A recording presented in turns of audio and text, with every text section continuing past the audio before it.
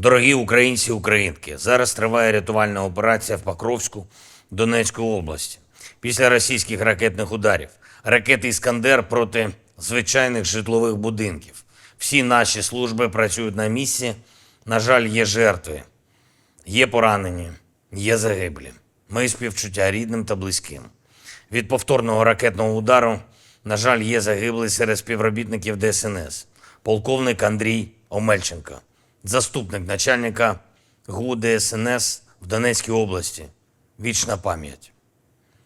І хочу окремо відзначити сьогодні рятівників, наших працівників ДСНС, тих, хто в різних містах України працює заради життя. Заради того, щоб російський терор програвав, бо життя рятується. Працівники ДСНС Херсонської області, сержант служби цивільного захисту Віталій Мурзенко та лейтенант служби цивільного захисту Володимир Явтушенко. Працівники ДСНС нашої Харківщини, майстер-сержант служби цивільного захисту Сергій Гладкий та полковник служби цивільного захисту Андрій Соляніков. Працівники ДСНС Дніпропетровщини, сержант служби цивільного захисту Костянтин Потурайко та капітан служби цивільного захисту Віталій Денисенко. Усі неодноразово брали участь, безпосередню участь в ліквідації наслідків ударів терористів, в порятунку життя наших людей. І, звичайно, усі працівники ДСНС Донецької, Луганської областей, Запоріжжя, Одещини. Я дякую усьому колективу ДСНС України. Сьогодні є важливий результат у нашої команди, яка займається обмінами. Ще 22 хлопці вдома в Україні, 20 з них солдати та сержанти, 2 офіцери, воїни Збройних сил. Серед них є поранені. Потрапили в полон на різних напрямках фронту, але тепер вдома. І зробимо все, щоб повернути в Україну всіх наших людей, які зараз в російській неволі. Пам'ятаємо про всіх та шукаємо кожного, хто в переліку безвісті зниклих. На щастя, вдається повертати наших. І важливо, що це спільне завдання. Завдання і тих, хто організовує обміни. Єрмак, Буданов, Малюк, Клименко. Дякую, хлопці. І завдання тих, хто поповнює для нашої держави обмінний фонд. Кожен, хто бере окупантів в полон на фронті, хто активний на передовій, кожен такий наш воїн пришвидшує свободу для українців. Важливо про це пам'ятати. Цей день почав із селекторної наради, передусім військові, доповідь щодо ситуації на фронті, наших наступальних дій, можливостей нашого руху та динаміки руху.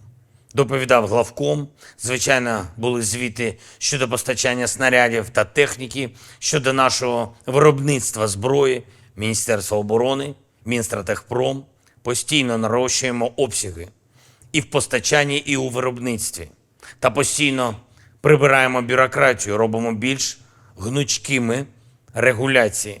Наш оборонно-промисловий комплекс вийде на той рівень, який потрібен державі. Україна має цю силу. Я дякую за цю силу усім, хто працює зараз саме над українським виробництвом. Фронт. Відзначу Бахмутський напрямок, 3-я і 5-та окремі штурмові бригади. Штурмова бригада Національної поліції «Людь». 92-га окрема механізована бригада. Є успіхи у знищенні окупантів, важливі успіхи. Я дякую вам, воїни. Ще одне. 7 серпня щороку в цей день світ згадує агресію Росії проти Грузії. Вже 15 років минуло. Російська окупація залишається. Ця рана на тілі грузинської держави залишається. Багато слів вже сказано про те, що якби світ був рішучий тоді, у 2008 році, то багато чого було б інакше. Вже тоді Росія повинна була зрозуміти, що за агресію найбільше платить агресор. Точно повинна зрозуміти це зараз, коли Україна переможе в цій війні. І це не тільки зупинить розширення російських агресивних апетитів, не тільки врятує інші народи від того, що переживаємо ми, і Україна, і Грузія, і Молдова. Наша перемога поверне нормальність всім, прибере російську окупацію. Українці солідарні з народом Грузії. Я дякую всім громадянам Грузії, які разом з нами захищають свободу, а особливо тим, хто б'ється у складі Сил оборони та безпеки України.